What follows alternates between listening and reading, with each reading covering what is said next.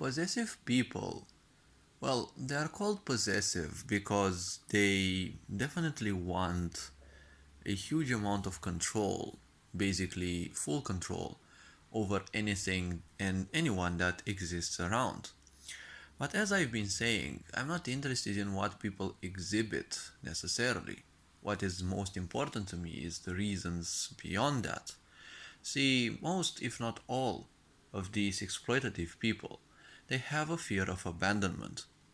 See, this fear of abandonment goes so deep because of not having been given the attention and the value that they needed when they were children, and they would do literally anything. They basically are slaves of this suffering that, and more or less illusion that they don't have much of a worth. See, beyond this fear of being abandoned lies even a greater fear, even better concealed. And this one is, well, I would say one of the most generalized fears in this sick society. It is the fear of failure, or basically the fear of progress, or becoming an enemy of progress. See, when people choose to embrace suffering, it is because they embrace it as a comfort zone. You also add hundreds of years of Christianity who says that suffering is your only purpose, and living in poverty is your only redemption in the face of a God, while the church people would live in all the riches and all the lusts possible. See, all of these actually add up, and if a generation doesn't break their own karma, well, it is gonna be passed on to the following generations, right? So, with all this being said, fear of failure means a fear of progress. You're afraid of losing, right? You're afraid of, well, when you're afraid of losing someone, see, this is another illusion of separation. It is dependency in a way.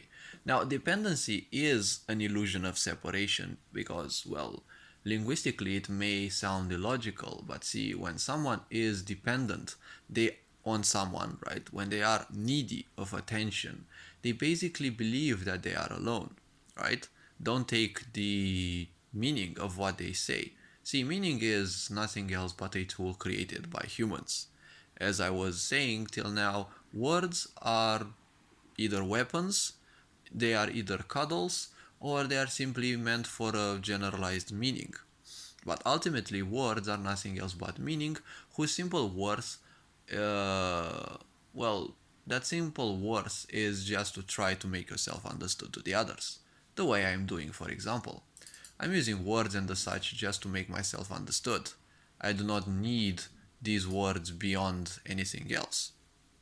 Because in introspection, I don't need words. Don't need to interpret things because when you interpret things, you will interpret those based on your own experience.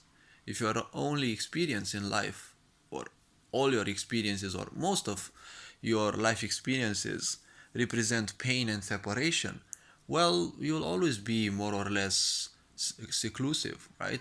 You'll be a bit wanting to let people out of your life or to keep them away, and you'll kind of always be more or less suspicious. Suspicion is again another fear of loss, okay? Ultimately, it is a fear of loss because they are afraid that others may be better than them or maybe wanting to do something to them. And with all this being said, ultimately, it is always a fear of loss. They are afraid that they may have better competition and that they would lose that which most likely they're not truly searching or looking for, but in their head they are convinced or they are willing to get that.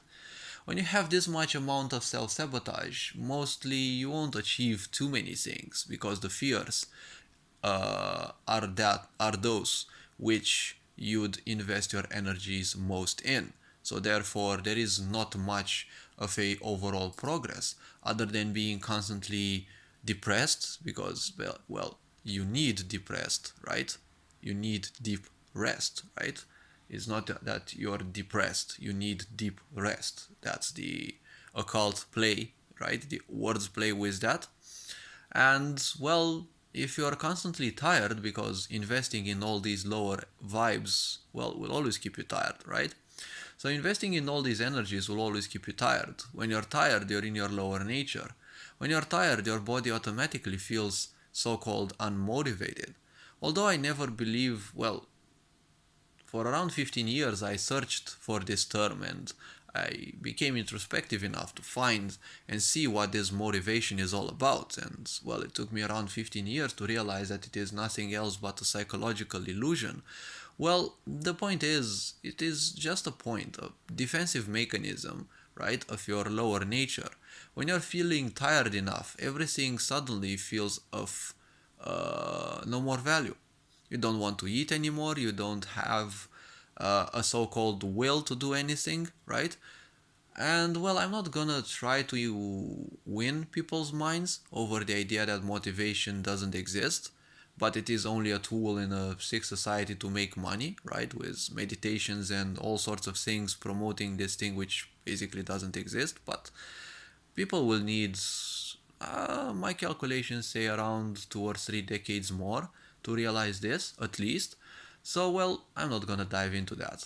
My intuition functions in its own way, and I'm not gonna break its, let's say, magics. So, all this being said, hopefully this video was introspective enough. I'm not gonna extend it too longer, and well, take care, and I'll see you in the next one. Ferenc Board signing out.